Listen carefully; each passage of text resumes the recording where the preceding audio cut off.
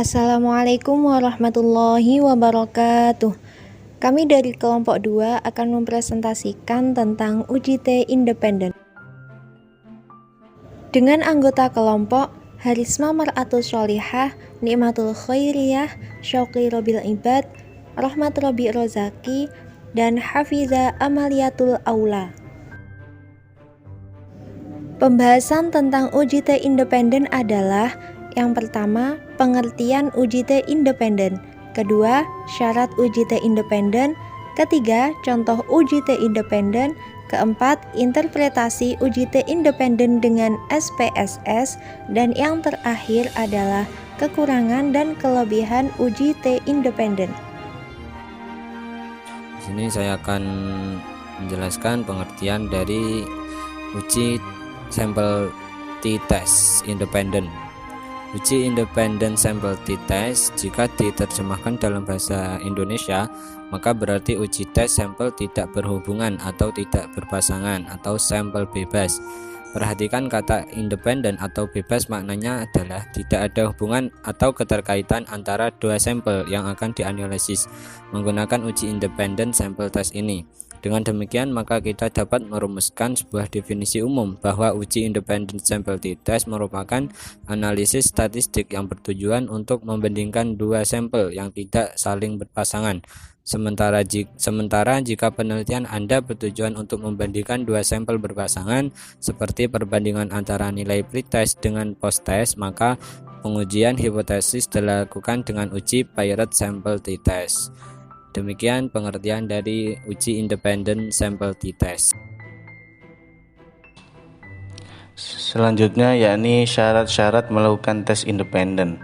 Syarat-syaratnya, independen sampel test termasuk salah satu jenis uji beda rata atau MEAN yang menggunakan dua kelompok yang independen atau bebas. Maksud independen atau bebas di sini adalah bahwa tidak ada keterkaitan antara dua kelompok tersebut. Sebelum melakukan uji independen sampel test, ada beberapa persyaratan yang harus dipenuhi, yaitu sebagai berikut. Yang pertama, distribusi data harus normal. Seperti halnya uji statistik parametrik yang lain, uji independen sampel test menggunakan prasyarat data yang digunakan harus berdistribusi normal. Uji normalitas bisa dilakukan dengan melihat nilai z-score, kurtosis atau skewness dan sebagainya. Yang kedua, sampel harus independen atau bebas. Seperti yang telah disinggung di depan bahwa independent sample test menggunakan dua kelompok yang saling independen atau bebas, sehingga tidak ada keterkaitan antara kelompok yang satu dengan kelompok yang lain. Penentuan dua kelompok independen ini bisa dilakukan dengan proses pengambilan data. Syarat yang ketiga, kedua sampel tidak saling berpasangan. Jika saling berpasangan, maka uji hipotesis dilakukan dengan menggunakan uji paired sampel test. Syarat yang keempat, jumlah data untuk masing-masing sampel kurang dari 30 buah. Yang terakhir, data yang dipakai dalam uji ini berupa data kuantitatif atau angka asli, berskala interval atau rasio. Uji T independen dalam penyelesaian soal atau statistik dilihat dari dua tipe. Yang pertama adalah varian sama dan yang kedua adalah varian beda. Uji T independen varian sama. Untuk mengetahui varian sama atau berbeda dilakukan dengan uji homogenitas varian dengan rumus F sama dengan S1 kuadrat dibagi dengan S2 kuadrat. S di sini adalah standar deviasi. Kemudian DF. DF adalah singkatan dari degree of freedom atau derajat kebebasan dengan numerator sama dengan N1 dikurang 1 dan denominator sama dengan N2 dikurang 1. Bagaimanakah cara menentukan S1 dan S2? Cara menentukan S1 dan S2 adalah: yang pertama, standar deviasi yang lebih besar menjadi pembilang, standar deviasi yang lebih kecil menjadi penyebut. Kemudian pembilang untuk selanjutnya menjadi kelompok 1. Nah, nanti N1 sesuai dengan S1 dan N2 sesuai dengan S2. Dan yang terakhir adalah penyebut untuk selanjutnya menjadi kelompok 2. Kemudian, apabila nilai f memiliki p-value kurang dari sama dengan 0,05 berarti H0 ditolak.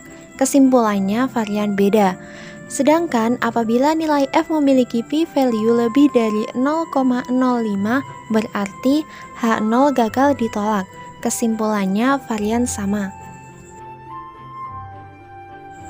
Untuk menentukan uji T independen varian sama menggunakan rumus T sama dengan rata-rata nilai XA dikurang rata-rata nilai XB dibagi SP akar 1/NA ditambah 1/NB.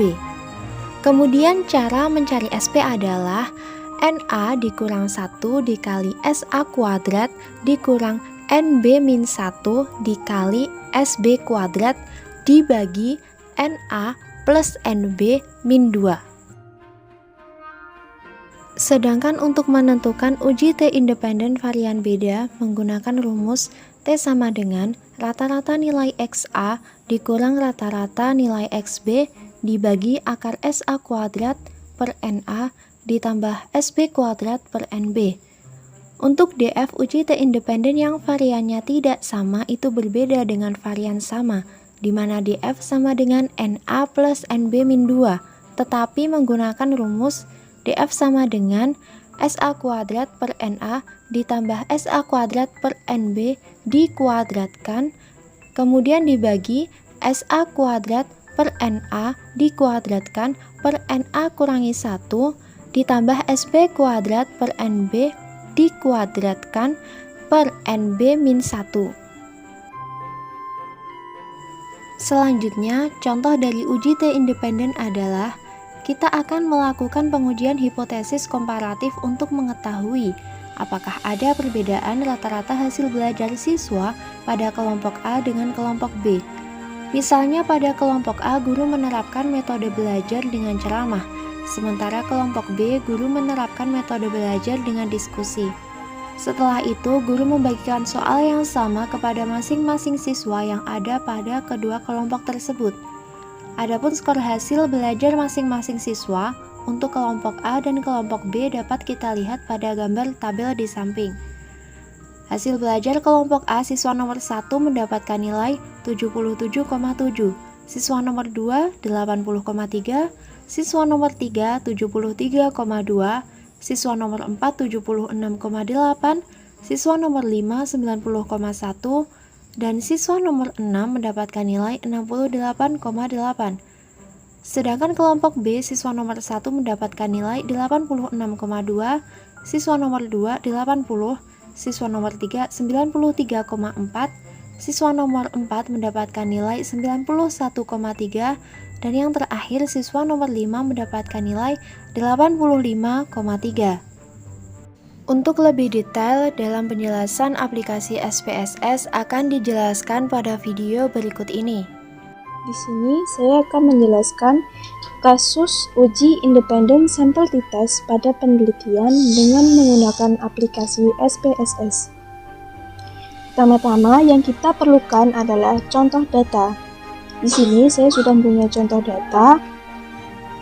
Sebagai contoh, kita akan melakukan pengujian hipotesis komparatif untuk mengetahui apakah ada perbedaan rata-rata hasil belajar siswa pada kelompok A dengan kelompok B. Misalnya pada kelompok A, guru menerapkan sistem belajar dengan cara ceramah, sementara kelompok B, guru menerapkan metode belajar dengan diskusi. Setelah itu, guru membagikan soal yang sama kepada masing-masing siswa yang ada pada kedua kelompok tersebut. Adapun skor hasil belajar masing-masing siswa adalah sebagai berikut. Kelompok A dan ini kelompok B. Sebelum kita melakukan uji independen sampel t-test dengan SPSS, maka terlebih dahulu kita harus membuat kode untuk kelompok A dan kelompok B. Hal ini bertujuan agar proses analisis dengan SPSS menjadi lebih mudah. Kodenya seperti ini. Kode huruf 1 untuk kelompok A dan kode huruf 2 untuk kelompok B. Setelah itu langsung saja kita memasuki langkah-langkah cara uji independent sample t-test dengan SPSS. Untuk memasukkan data pada SPSS, yang pertama-tama kita klik variable view. Nah, untuk kolom nama kita isi hasil. Yang kedua, diisi kelompok.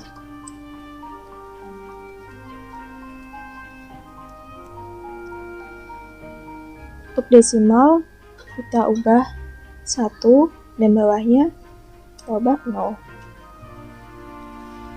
Untuk kolom label diisi hasil belajar.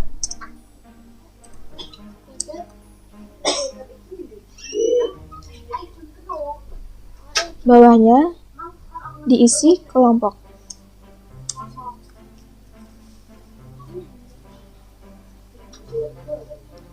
Kolom values untuk yang pertama ini tidak usah, langsung ke kelompok yang kedua.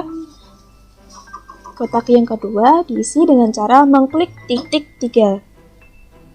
Nah, setelah sudah ini diisi value angka 1 untuk label kelompok A.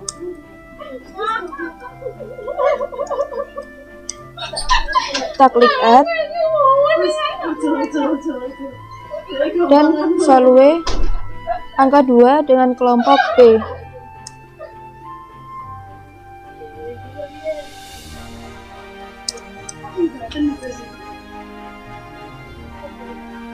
Lalu setelah itu kita klik OK. Nah, sesudah tampilan seperti ini, langsung saja kita klik data view. Nah, hasilnya seperti ini. Lalu saja kita masukkan contoh data yang kita ambil tadi. Masukkan. Nah, huruf 1 kodenya tadi untuk kelompok A dan huruf 2 kodenya tadi untuk kelompok B. Lalu saja kita klik analysis. Lalu klik compare means. Lalu kita pilih independent sample t-test. Nah, sesudah ini hasil belajar kita pindah ke tes variabel S. Untuk kelompok kita pindah ke grouping variabel. Setelah itu kita klik define group. Nah, grup 1 kita tulis 1 dan grup 2 tulis 2. Lalu kita klik continue. Lalu klik OK.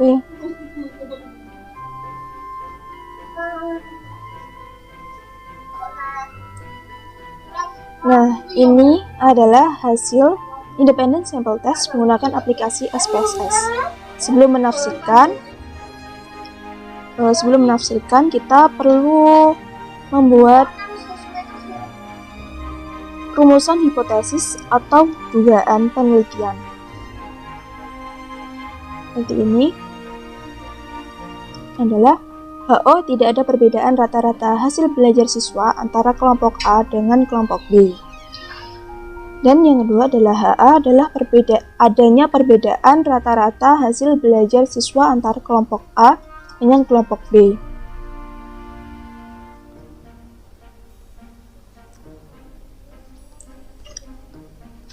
Lalu setelah itu kita harus mengetahui dasar pengambilan keputusan dalam uji independent sample t-test sebagai berikut. Jika nilai sig 2 min tilde lebih dari min 0,05, maka HO diterima dan HA ditolak, yang berarti tidak ada perbedaan rata-rata hasil belajar siswa antara kelompok A dengan kelompok B. Yang kedua, jika nilai sig 2 min tilde kurang dari 0,05, maka HO ditolak dan HA diterima, yang berarti ada perbedaan antara rata-rata hasil belajar siswa kelompok A dengan kelompok B. Nah, setelah itu kita menafsirkan. Untuk tabel pertama, grup statistik. hasil belajar untuk kelompok A sebanyak 6 orang dan hasil belajar kelompok B sebanyak 5 orang. Nilai rata-rata hasil belajar siswa kelompok A sebesar 77,817.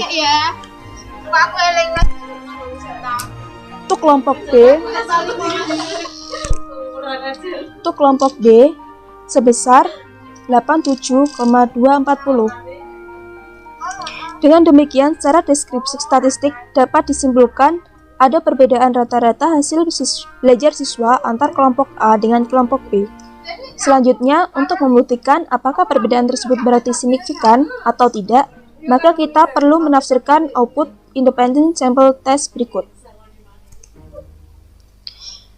Berdasarkan output independent sample test, diketahui nilai significance test for equality of variance adalah sebesar 0,738, yang berarti lebih dari 0,05. Maka dapat diartikan bahwa varian data antara kelompok A dengan kelompok B adalah homogen atau sama, sehingga penafsiran tabel output independent sample test di atas berpedoman pada nilai yang terdapat dalam tabel equal variance assumptions ini yang di atas. Berdasarkan tabel output independent sample test pada bagian equal variance assumptions diketahui nilai sig min 2 min pilot sebesar 0,039 yang berarti kurang dari 0,05. Maka sebagaimana dasar pengambilan keputusan dalam uji independent sample test disimpulkan bahwa HO ditolak dan HA diterima. Dengan demikian dapat bahwa adanya perbedaan yang signifikan atau nyata antara rata-rata hasil belajar pada kelompok A dengan kelompok B. Nah, demikian penjelasan uji independent sample test pada penelitian dengan menggunakan aplikasi SPSS. Demikian. Kelebihan dan kekurangan uji T independen. Kelebihan 1. Membantu pengolahan data untuk melihat perbedaan dari dua kelompok yang berbeda dalam eksperimen. 2. Observasi bebas satu sama lain dan ditarik dari populasi yang berdistribusi normal serta memiliki varian yang homogen. 3. Pengukuran terhadap data dilakukan dengan tepat. 4. Dapat menguji hipotesa komparatif pada sampel yang jumlahnya banyak. Kekurangan uji T independen. 1. Independent sample t-test tidak dapat menguji kelompok yang sama pada sampel yang jumlahnya sedikit. 2.